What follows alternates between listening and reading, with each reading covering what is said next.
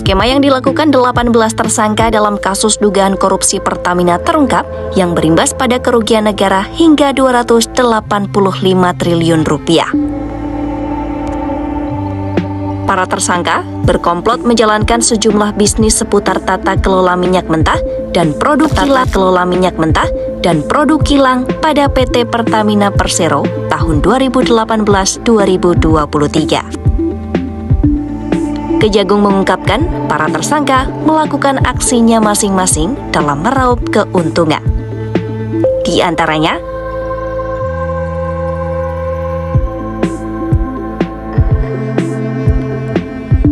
ada 4 tersangka yang terlibat dalam skema sewa terminal BBM ini. Mereka adalah Alfian Nasution, Hanung Budia Yuktianta, Muhammad Riza Khalid, dan Gading Ramadan Judo. Perkenalkan, nama saya Putri Lustari dari Fakultas Syariah dan Hukum, Prodi Hukum Tata Negara. Pada awal video, saya sudah sedikit memberikan cuplikan tentang apa yang akan saya bahas pada video ini.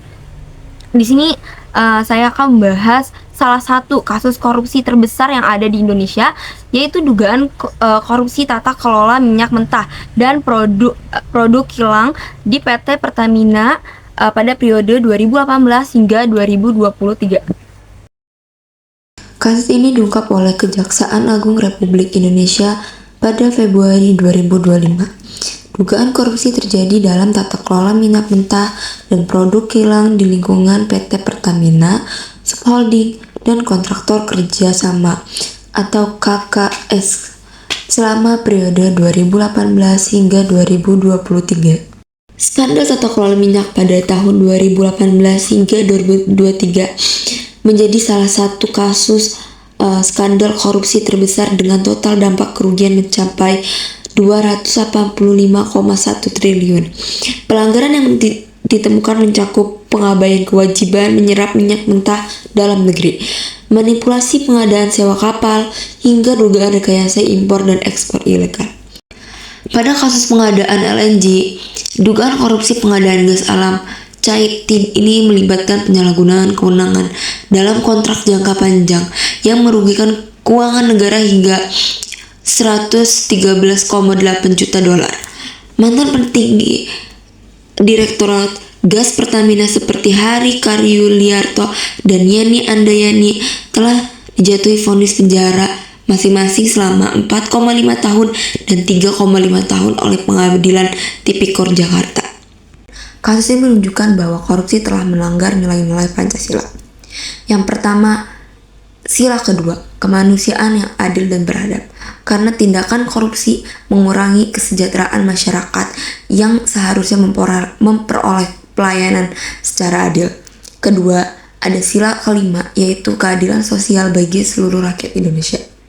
Karena uang negara yang seharusnya digunakan untuk pembangunan justru dinikmati oleh segelintir pihak.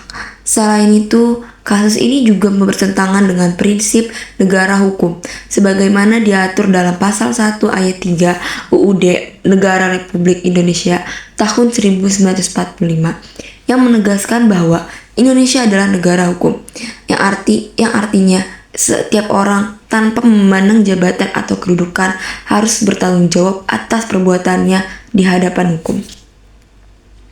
Kasus ini juga menunjukkan pentingnya penerapan good governance, yaitu pemerintah yang transparan, akuntabel, profesional, dan bebas dari praktik korupsi, kolusi, serta nepotisme.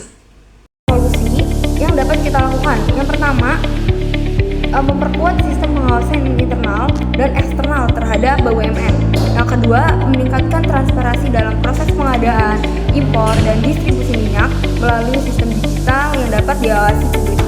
Ketiga, memberikan sanksi hukum yang tegas kepada pelaku korupsi agar menimbulkan efek yang jerak. Keempat, menanamkan pendidikan anti korupsi sejak kita masih dini agar masyarakat memiliki budaya yang jujur, bertanggung jawab, dan berintegritas. Yang terakhir, masyarakat juga harus berperan aktif untuk mengawasi penyelenggaraan pemerintah dengan melaporkan dugaan penyimpangan sesuai mekanisme hukum yang sudah berlaku. Pada mata kuliah pendidikan kewarganegaraan, kita sebagai mahasiswi tidak hanya mempelajari tentang hak dan kewajiban warga negara, tapi juga pentingnya mewujudkan pemerintahan yang bersih, transparan, dan bebas dari korupsi. Korupsi bukan hanya sekedar pelanggaran hukum, tetapi juga pengkhianatan terhadap nilai-nilai Pancasila, konstitusi, dan kepentingan terhadap masyarakat.